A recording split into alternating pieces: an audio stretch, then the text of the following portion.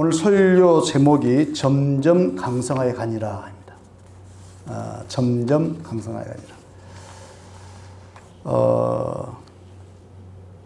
사실 제가 지금까지 30년 넘게 목회하면서 저희 교회 주일 오전 강단 한 번도 비운 적이 없었어요. 오늘 저희 교회는 부목사님한테 맡겨놓고 제가 왔는데 오면서 가만히 생각하니까 제가 조금 어디에 홀린 것도 같기도 하고 주일 오후 예배는 주로 제가 이제 외부 설교를 하기도 하고 이제 그렇게 했지만 주일 오전 예배는 제가 우리 교회를 비워놓고 나오는 건 처음이거든요. 근데 제가 오면서 가만히 생각하니까 우리 최영수 목사님이 참 욕심이 많으신 분이구나. 왜냐하면은 수요일 같은 경우는 예배 일 때문에 예배를 나오지 못한 성도들이 많거든요. 그러나 주일 같은 경우는 이렇게 많이 나올 수 있으니까 한 사람이라도 더 별미를 먹이고 싶어서 저를 주일날 이렇게 오게 하셨구나. 이렇게 생각되니까 또 젊으신 목사님이 이렇게 교인들한테 이런 생각을 가지고 목회하신다 생각하니까 좀 한편은 뿌듯하기도 하고 참 좋았습니다. 여러분 부모님들이 여러분에게 가장 바라는 게 있을 거예요. 자식들에게 가장 바라는 것이 뭐 용돈 많이 주는 것도 있겠고 뭐 여러 가지 등등 있겠지만 아마 부모님들이 가장 자식들에게 많이 바라는 것은 내 자식이 잘 되는 거예요. 여기는 아멘을 안 하는 거 보니까 코로나 때문에 지금 그런 거. 그러지 않습니까? 나는 못 먹어도 내 자식은 잘 되길 바라거든요. 하나님 아버지도 마찬가지예요. 하나님 아버지도 뭐 여러분들이 기도 많이 하는 것도 좋아하고 또 헌금을 많이 하는 것도 좋아하고 뭘 많이 하는 것, 전도 많이 하는 것도 좋아하지만 제가 생각할 때는 우리 하나님 아버지는 자녀인 우리들이 정말 하나님의 은혜와 축복을 받아서 잘 되기를 바라는 것이 첫째, 하나님께서 우리에게 원하는 마음일 것 같아요. 그래서 성경은 이렇게 말씀합니다. 민수기 24장 6절에 보니까 여호와는 너에게 복을 주시고 너를 지키시기를 원하며 여호와는 그의 얼굴을 내게 비추사 은혜 베푸시기 원하며 여호와는 그 얼굴을 내게 향하여 두사 평강 주시기를 원하노라. 그러니까 하나님은 계속 우리에게 은혜 베풀기를 원하시고 복을 주시기를 원하시고 우리를 지키시기 원한다는 거죠. 마태복음에 이런 말씀이 있어요. 너희는 악할지라도 너희 자식들에게 좋은 걸 주려고 하지 않느냐. 여러분 맞아요 틀려요? 그렇잖아요. 나는 못 먹어도 자식들에게 좋은 걸 주려고 하는데 하물며 하늘에 계신 너희 아버지께서 구하는 자에게 좋은 걸 주시지 아니하겠느냐. 그러니까 어찌 보면은 하나님은 우리가 이 세상에 살면서 은혜와 축복을 받고 싶어 하는 것보다도 하나님은 우리에게 더 주고 싶어 하시는 거예요. 더 주고 싶어 하시는 거예요. 오늘 본문에 등장한 이 다윗이라는 사람은 우리가 잘 아는 것처럼 요즘 흔히 얘기하는 뭐 청년층을 중심으로 흑수저, 금수저 뭐 이렇게 얘기하는데 다윗은 우리가 아는 것처럼 금수 출신이 아니에요. 일개 목동 흑수 출신이에요. 그런데 어떻게 다윗이 한 나라의 왕이 되었는지를 보면서 우리 대전 성서 침례 교회와 이 자리에 함께 있는 사랑하는 성도 여러분들이 정말 하나님의 은혜와 축복을 받아서 제목과 같이 점점 강성해지는 그 축복이 임하기를 주 이름으로 축원합니다. 첫 번째로 점점 강성해지는 비결이 있어요. 그게 뭐냐? 하나님의 주권을 인정할 때. 하나님이 뭘 인정해요? 하나님의 주권을 인정할 때 점점 강성해지는 거예요.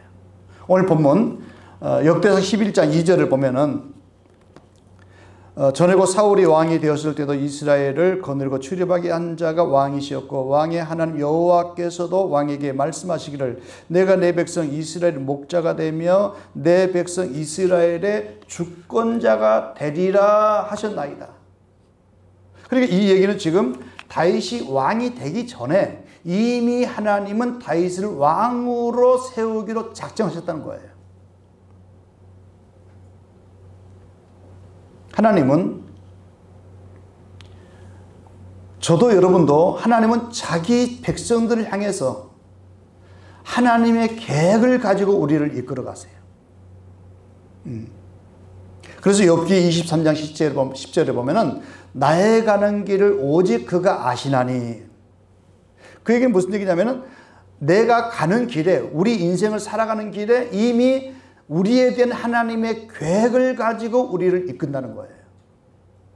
여러분, 어떤 일을 계획을 세울 때는 중요한 일은 계획을 세우지만 하찮은 건 계획을 안 세워요. 그렇죠? 다시 말하면 하나님은 저와 여러분에게 그만큼 우리를 아주 소중하고 중요하게 여긴다는 거예요. 그래서 우리는 하나님의, 우리 각자의 삶 속에 하나님의 계획이 다 있다는 거예요. 역대상 29장 11절 12절에 보니까 부귀가 주께로 말미암았고 모든 사람이 크게 하심과 강하게 하심이 주의 손에 있나이다.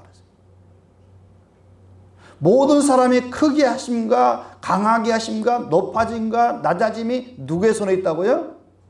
하나님의 손에 있다는 거예요.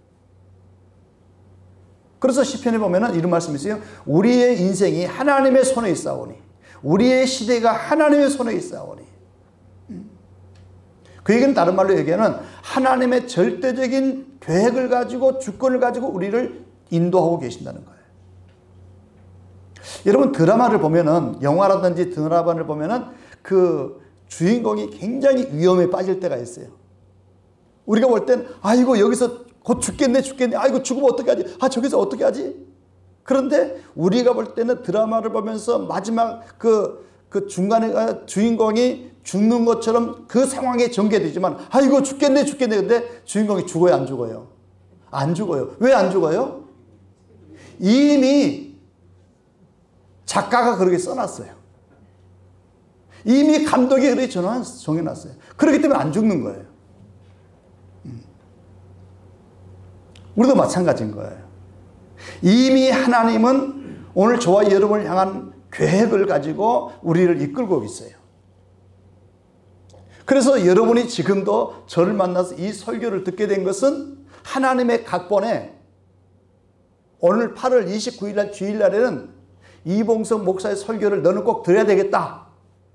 하나님이 그런 계획이 있었다는 거예요. 분명히 오늘 여기에 계신 여러분들은 누군가는 하나님의 계획에 의해서 이 설교를 꼭 들어서 점점 강성해지는 축복을 받을 사람이 있어요. 그래서 저 같은 사람 보내신 거예요. 자, 여러분, 요셉의 생애를 가만히 봐요. 요셉의 생애를 가만히 보면 이미 하나님은 요셉에 대해서 오래전에 창세기 15장에 아브라함에게 하나님의 계획을 말씀하세요. 네 백성이 애굽으로 내려가서 400년 동안 거기서 종살이 하면서 거기 있다가 많은 재물을 가지고 돌아올 것이다. 이미 하나님은 오래전에 그 계획을 세우셔서 그 계획의 주인공으로 요셉을 선택하셨어요.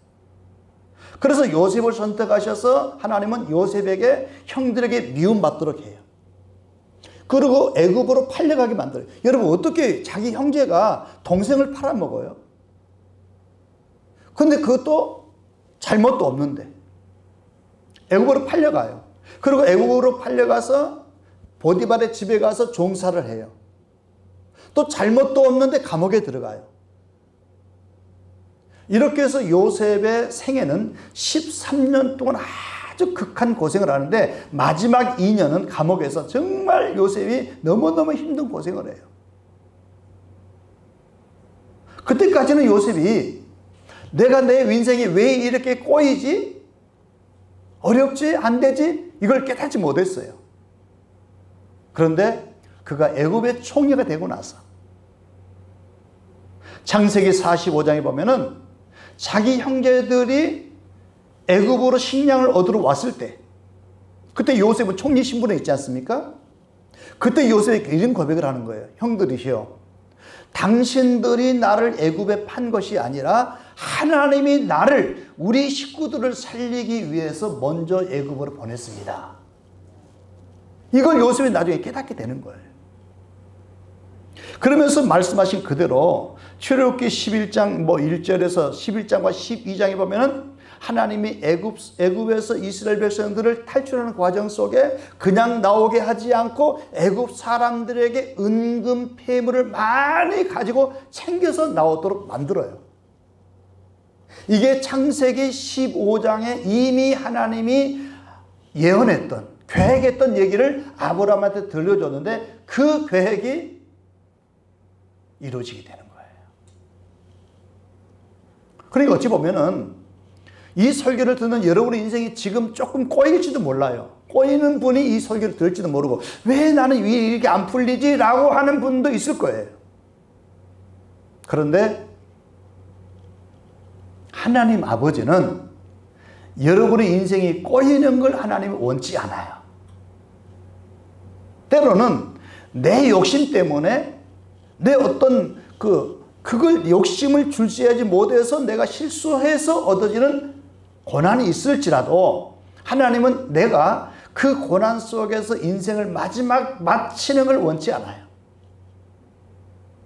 다시 한번 그 고난의 터널을 지나서 하나님은 찬란하게 저와 여러분의 인생을 꽃을 피우며 하나님의 은혜와 축복을 받고 살기를 바라세요. 아멘 하신 분들은 분명히 그런 축복이 임할 거예요. 두 번째 하신 분들은 항상 약해진 걸 아셔야 돼요. 그래서 잠언에 보면은 잠언 3장 6절에 보니까 너희는 범사의 그를 인정하라. 그리하면 내 길을 지도하시리라. 하나님의 주권을 인정하고 하나님의 나랑 살아계심을 인정하고 나와 동행하심을 인정하고 하나님이 나를 통해서 영광 받으실 것을 인정하고 그리하면 내 길을 지도하신다는 얘기는, 여기서 지도라는 이 원어를 보면 무슨 얘기냐면은, 여러분 도로 공사할 때 어쩔 때 산이 있으면 어떻게 해요? 터널을 뚫잖아요. 또 길을 내는 과정 속에 강이 있어요. 그럼 어떻게 하죠? 다리를 놓잖아요. 지도한다는 얘기가 막힌 곳을 터널을 뚫든지 다리를 놓든지 하나님은 그것을 통과하도록 만들어준다는 얘기예요.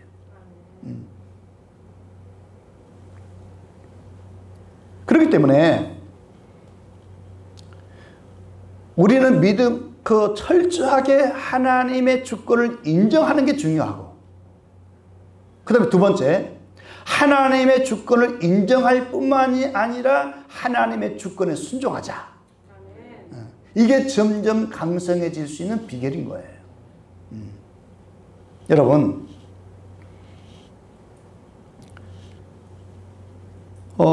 사무엘상 17장 47절에 보면은 다윗이 블레셋과의 싸움, 골리앗과의 싸움이 있어요. 골리앗과 싸움할 때 너는 창과 칼을 들고 나오지만 나는 만군의 여호와 이름으로 나가노라. 또 사무엘상 23장 1절과 2절에 보면은 블레셋 사람들이 이 추수해가지고 농사를 지어가지고 추수할 때 그 일날을 쳐들어와가지고 농작물 다 강탈해 가요. 그러면 자연히 내 것을 빼앗아 강탈해 갔으니까 쫓아가야 돼요? 안 쫓아가야 돼요? 당연히 가야 돼요. 그런데 다윗은 가기 전에 하나님께 물어봐요. 하나님, 이 블레셋 사람을 쫓아가서 치리까? 당연한 것인데도 불구하고 자기 마음대로 하지 않고 하나님께 물어보는 거예요. 이게 다윗이었어요. 저는 이 말씀을 묵상하다가 이 생각했어요. 아하, 이제는 부부싸움을 할 때도 하나님께 물어보고 해야 되겠구나. 여러분 네이버에 보면은 오대산 아토피 센터 하면은 이제 제 기사가 나와요. 거기서 우리 오대산, 그러니까 중문리 쪽 어디 사는 소금강 있고 거기에서 제가 아토피 치유 사역을 교회 부서로 해서 거기서 하게 됐는데 그때 이제 제 기사에 보면은 아마 부부싸움을 1000번도 더 했다 이렇게 나올 거예요. 근데 제가 부부싸움을 그렇게 많이 하면서도 제가 잘못했다는 생각은 요만큼도 없었어요. 내가 여자 복이 없어가지고 집사람이 철이 없어가지고 그랬는데 그러면서 참 집사람이 눈물을 많이 흘렸어요. 그때 우리 집사람이 여보 어디 상담 좀 가봅시다. 그래서 제 마음속에는 나는 잘못한 것이 하나도 없으니까 니나 갔다 와. 당신이 갔다 오세요. 이 생각을 했던 거예요. 그러면서 제 아내가 그렇게 많은 눈물을 흘리면서 기도를 많이 했던 것 같아요. 그래서 총신대학에서 평생교육원 부부치유학교 한다고 하니까 좀 저한테 한번 가보재요. 그때 공개강의 하나 했었는데 가가지고 이렇게 1시간 강의를 하고 난 다음에 이 공부를 할 사람은 지금 접수증에 접수를 하세요. 등록을 하세요. 라고 하니까 집사람이 여보 어떻게 해요? 그러니까 저는 집사람을 좀 변화시키고 싶어서 여보 등록해서 좀 공부 좀 하자. 그래서 같이 공부를 했는데 부부치유 공부를 하면서 한 달, 2달 지나가면서 제가 완벽한 100점짜리 생각했던 남편이었는데 10점짜리도 안 되더라고요. 그리고 제가 바뀌고 나니까 제 아내가 너무너무 바뀌는 거예요. 저는 죄송하지만 저는 50대 중반 이후부터서 그때사 가화만사성 여러분 초등학교 때 가면 전부 다 걸어놓지 않아요? 그 의미를 그때서 알았어요. 지금 제가 여러분이 저를 볼 때 얼굴에 광채가 나요 안 나요? 아주 광채가 날 거예요. 네.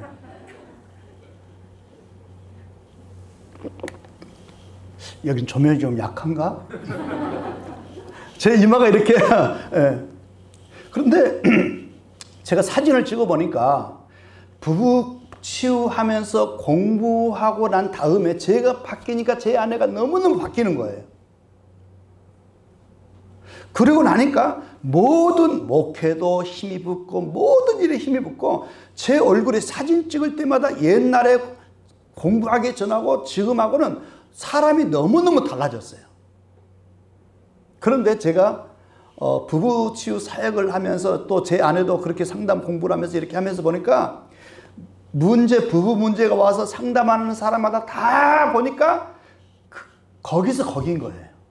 내 문제고 네 문제고 네 문제고 저 문제고 다 똑같아요. 그런데 어느 사람마다 100% 어떻게 하냐. 남자는 여자 잘못이다 그러고 여자는 참 내가 어떻게 하다가 저 인간을 만나가 고생한다고 그러고 전부 다 그렇게 하는 거예요.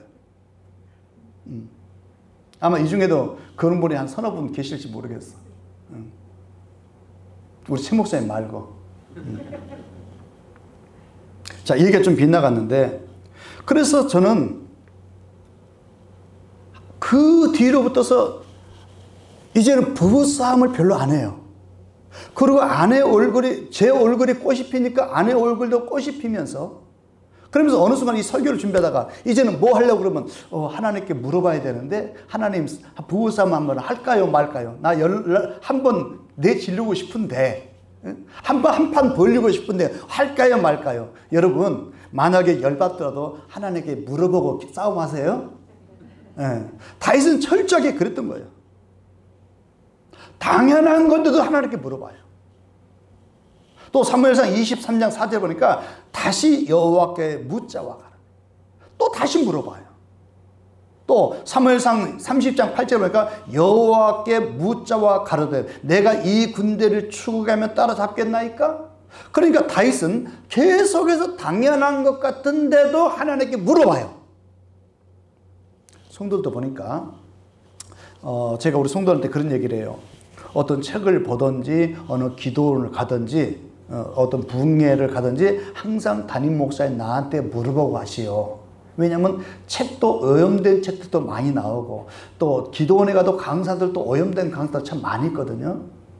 그래서 항상 물어보고 하세요 라고 하는데 그렇게 물어보고 오는 사람은 몇 사람 안 돼요. 그런데 저에게 그렇게 물어보러 온 사람은 그렇게 이쁘게 보여요. 근데 그렇게 가르치고 설교했음에도 불구하고 자기 멋대로 가가지고 어디 가가지고 애언기도 받으러 가고 어디까지 봉투 내밀고, 여기는 그런 사람 없죠, 목사님? 아니, 우리 교인들은 지금도 있어. 누가 뭐 영하다 하니까.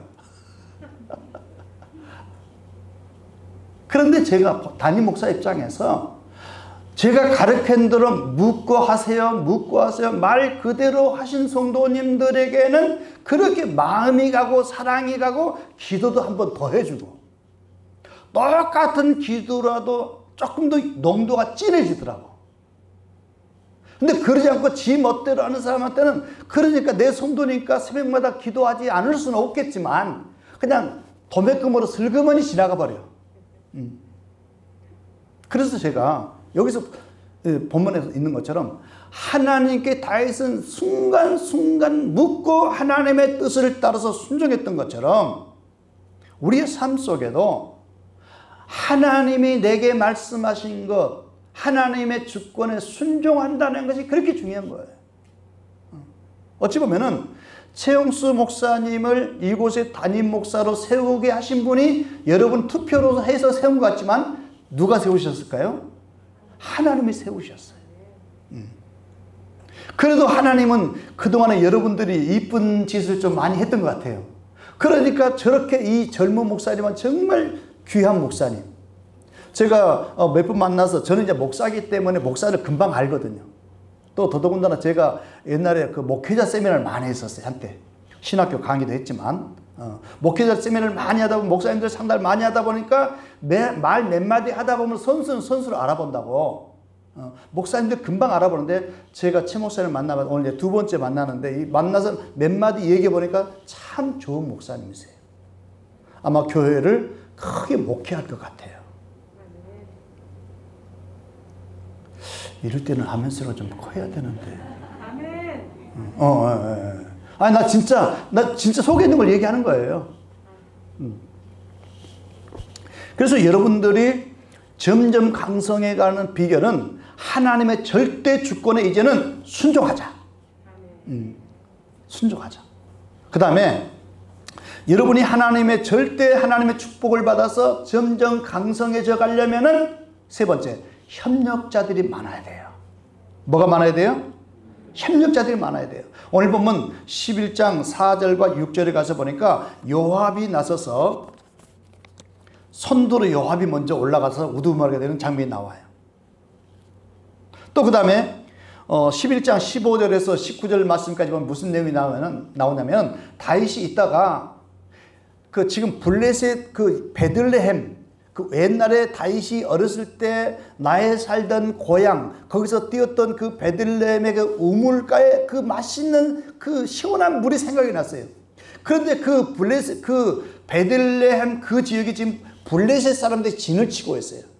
그때 다윗이 뭐라고 하냐면, 옛날에 내가 그 고향에서 베들레헴 그 우물가에서 마셨던 그 물이 정말 시원하고 맛있었는데, 야, 그 물 한 잔 먹고 싶다 하면서 다른 물을 마시니까 3명의 군사가 적진에 뛰어 들어가 가지고 그 물을, 블레셋 진영에 들어가 가지고 베들레헴 그 우물물을 길어오는 거예요. 그때 다윗이 뭐라고 하냐면, 이것은 내가 먹을 수가 없다. 너희들이 피다. 그러니까 무슨 얘기냐면은, 다윗을 위해서라면 그들은 생명을 걸고 도우려는 사람이 있었어요. 여러분, 인생은 만남이에요. 우리 젊은이들 잘 들으세요.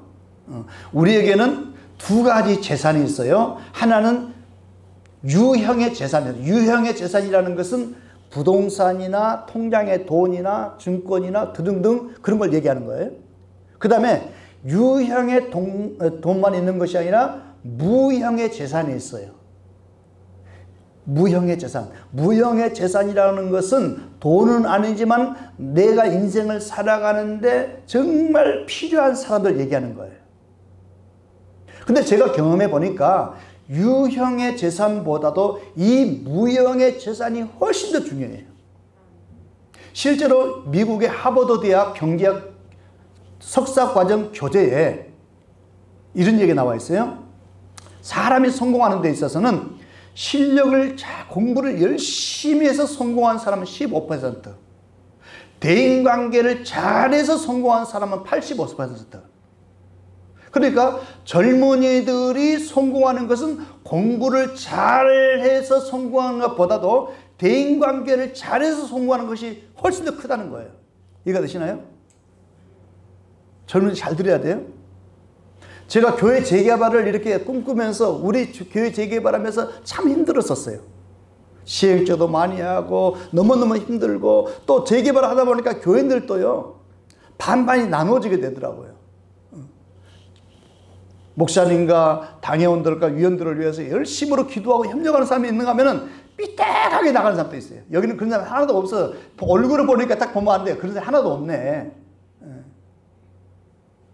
그런데 제가 교회 재개발을 이렇게 성공적으로 마치고는 그러면서 제가 한국 교회를 섬기면서 교회 재개발을 통해서 돈 벌려고 하지 말고 정말 순수하게 교회를 섬기는 일을 하자. 왜냐하면 우리 집사람이 사업을 하거든요. 그러니까 난 돈 안 벌어도 괜찮아요. 또 집사람이 그러더라고요. 여보, 교회 재개발하면서 너무나 스트레스 받지 말고 신경 하나도 쓰지 마세요. 교회도 신경 하나도 쓰지 마세요. 다 내가 먹여 살릴게요, 당신. 아니, 마누라가 먹여 살린다 내가 신경 쓸 게 뭐 있어요. 알아서 고마워 했는데 제가 그런 순수한 마음으로 하다 보니까 정말 교회 재개발에 있어서 최고의 베테랑들을 하나님 다 이렇게 모아주셨어요. 제가 감히 어떻게 서울대 법대 나와가지고 고등법원 부장판사 출신을 제가 어떻게 만나봐요. 우리 자문 변호사도 그런 분들 계세요. 그러니까 점점 강성해지는 비결 중에 하나는 뭐냐? 우리와 나를 도와주려는 사람들이 주위에 많아져야 돼요. 근데 지금까지 제가 보니까 순간순간 가장 결정적일 때마다 최고의 도움이 되는 사람의 도움을 받고 왔어요. 그렇기 때문에 여러분에게도 그런 만남의 축복이 있기를 바라요. 만남의 축복이 있기를 바라요. 역대상 12장 22절 짧으니까 한번 찾아 읽어볼까요? 12장 22절 같이 큰 소리 한번 읽어봅시다. 시작.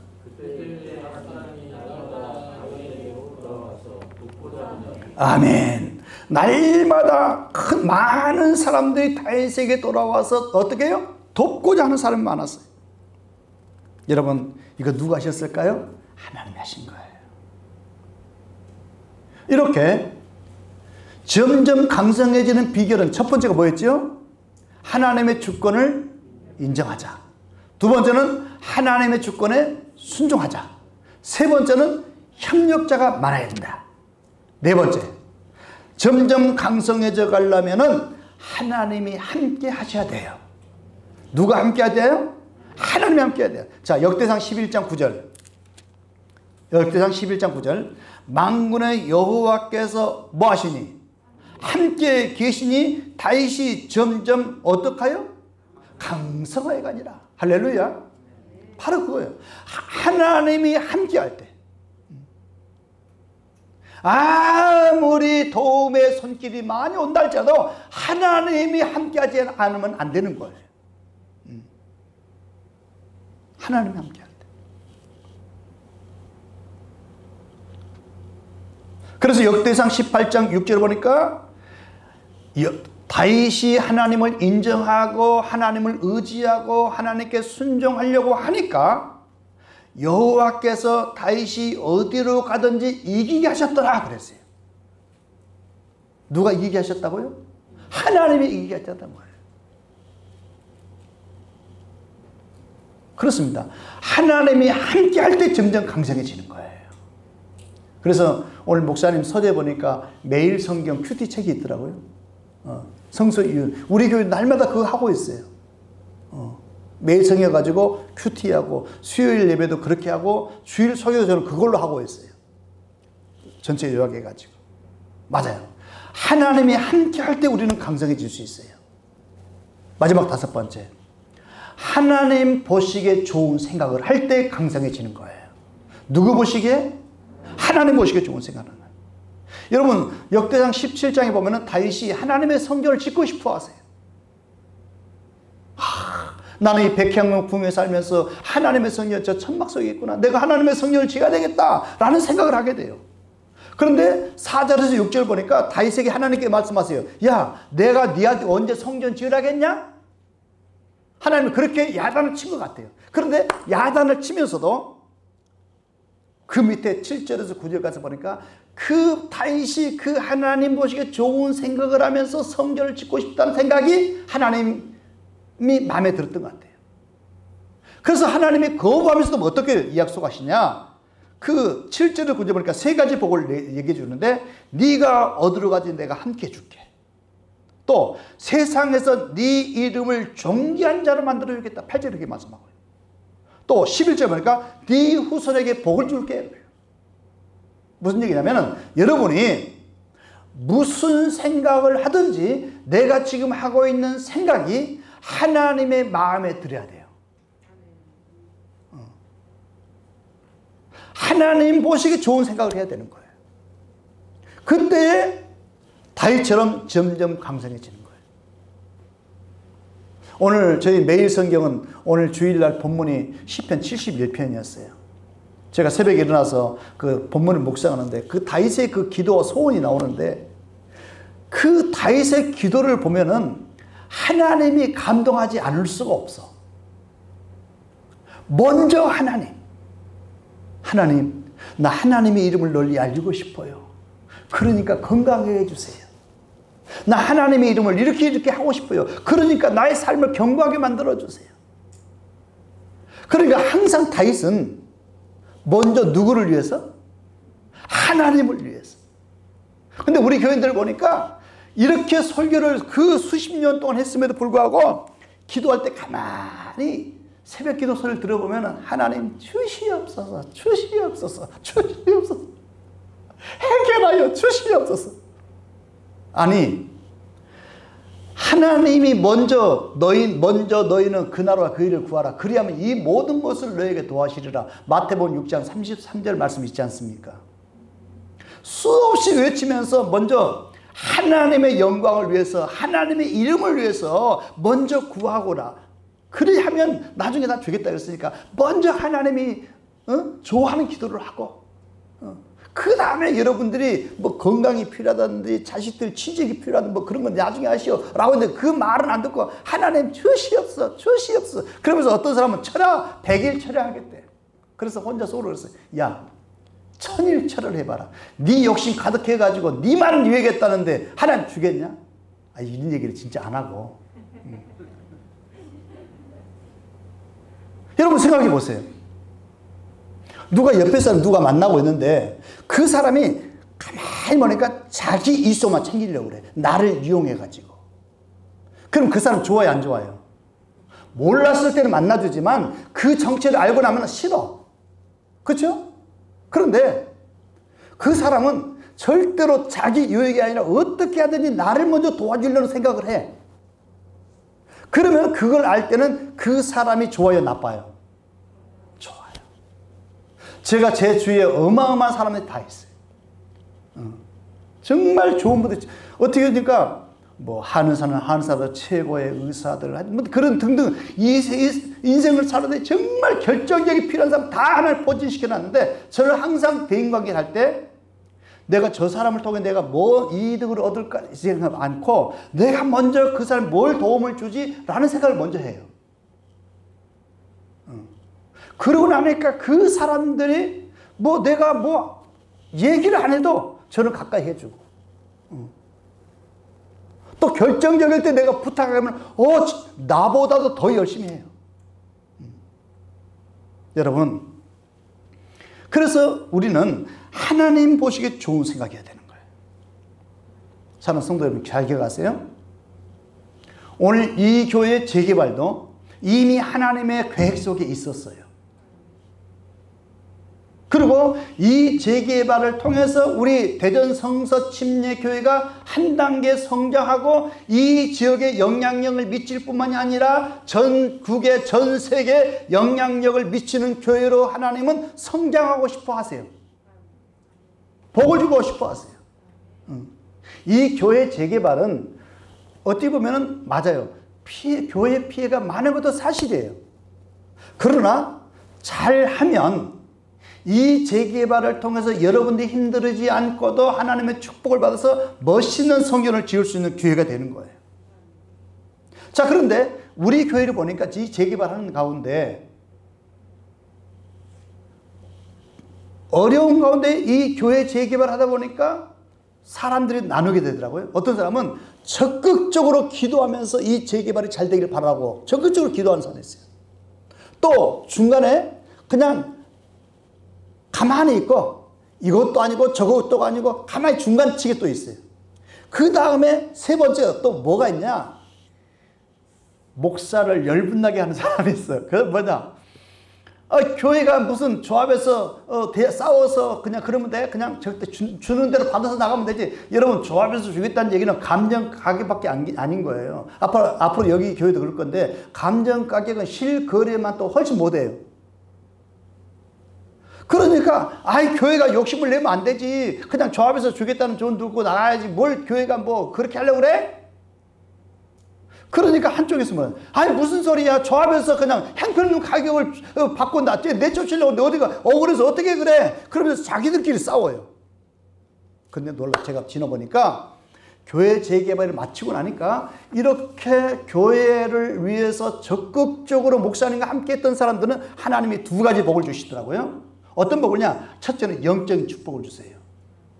영적인 축복을 주다 보니까 신앙생활에 신이 나고 예배가 즐겁고요.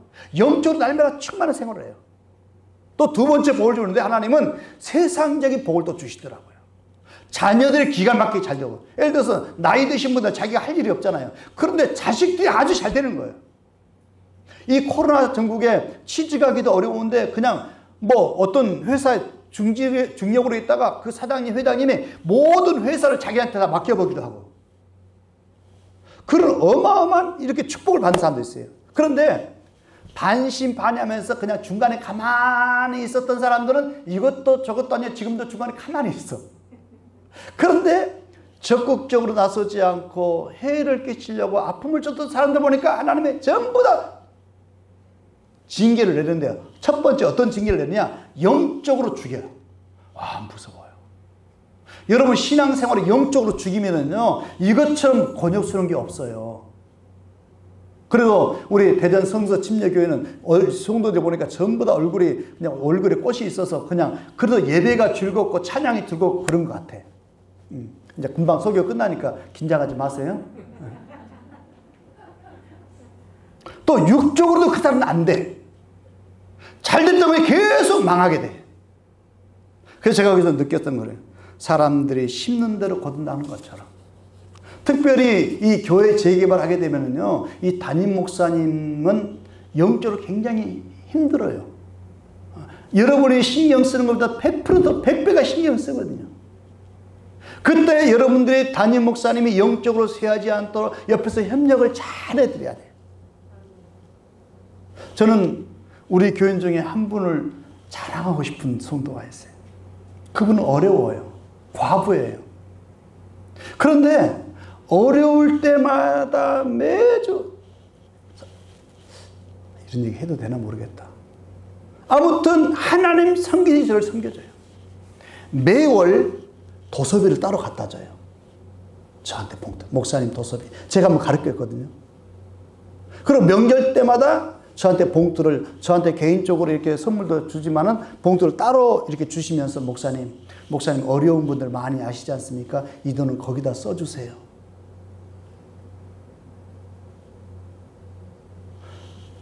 그 권사님은요, 잘 될까요? 안 될까요? 너무너무 잘 되고 있어요. 애들이 잘 돼요. 또 그 권사님도 아주 행복해하면서. 그래서 제가 보니까 아마 이 교회도 목사님이 자랑할 만한 성도가 있어야 돼요. 어디 가가지고 나는 우리 교회 보니까 전부 다 자랑할 만한데 그 정도 말고 진짜 드러내고 그분 때문에 행복한 목회를 할 수 있는, 여러분, 그런 성도가 된다는 것은요, 여러분 스스로가 복을 받는 거예요. 저는 옛날에 그랬었어요. 부모한테 죄정 잘 섬겨야 돼. 죄정 잘 섬겨야 돼. 그러니까 처음에는 저는 이제 젊었을 때는 반감도 있었거든요. 뭐 죄정이 뭐 어쩐다고 막 우리 목사님께 성격도 없는데 뭐 어쩐다고. 근데 제가 경험하고 나니까 그래도 죄정이 잘났든지 못났든지 하나님이 세우셨잖아요. 하나님이 세운 사람을 내가 무시하면 하나님을 무시하는 격이 되고, 하나님이 세운 사람을 내가 그걸 인정하고 존귀하게 여기고 내가 순종한다면 하나님은 하나님께 순종하고 하나님을 존귀하게 여기는 것이기 때문에 하나님은 그런 분들에게 큰 은혜를 주세요. 기왕이면 여러분들이 다윗처럼 점점 강성해져가고, 특별히 다윗은 노년이 될 때까지 부귀와 존귀가 떠나지 않더라 그랬어요. 언제까지? 노년이 될 때까지. 여러분 그런 축복을 누리길 바랍니다. 저도 그런 기도를 하고 있어요. 하나님, 내가 노년에 얻어먹지 말고 정말 부귀와 존귀가 떠나지 않는 종이 되게 해주세요. 하나님은 점점 강성해지기를 원하는 여러분들에게 그런 마음을 가지고 오늘 설교를 여러분 귀담아 들었다면 그런 축복을 분명히 주실 거예요. 누군가에게는 하나님이 이 복을 주고 싶어서, 그래서 그 사람을 통해서 하나님 영광 받고 그 사람을 통해서 이 교회를 든든히 세워가는 기둥의 역할을 감당하라고 하나님 분명히 복을 주실 거예요. 돈이 없다면 기도로 하세요. 돈이 없다면 몸으로 하세요. 돈이 있다면 물질로 섬기세요. 왜냐니까 성경은 심는 대로 거둔다는 법칙이 있어요. 저는 너무너무 실감해요. 우리 사랑하는 청년들, 다윗처럼 하나님 보시기에 좋은 생각, 하나님의 절대 주권에 순종하고 하나님의 절대 주권을 인정하고, 그러다 보면은 여러분들이 지나가는 과정 속에 필요한 사람을 다 하나님 예비해 놔서 만나게 하실 거예요. 점점 강성해지는 그런 축복을 받아서 여러분이 잘 돼서 하나님의 이름을 빛내는 그런 축복의 사람 되기를 바랍니다. 모든 영광을 하나님께 찬양 한번 합시다.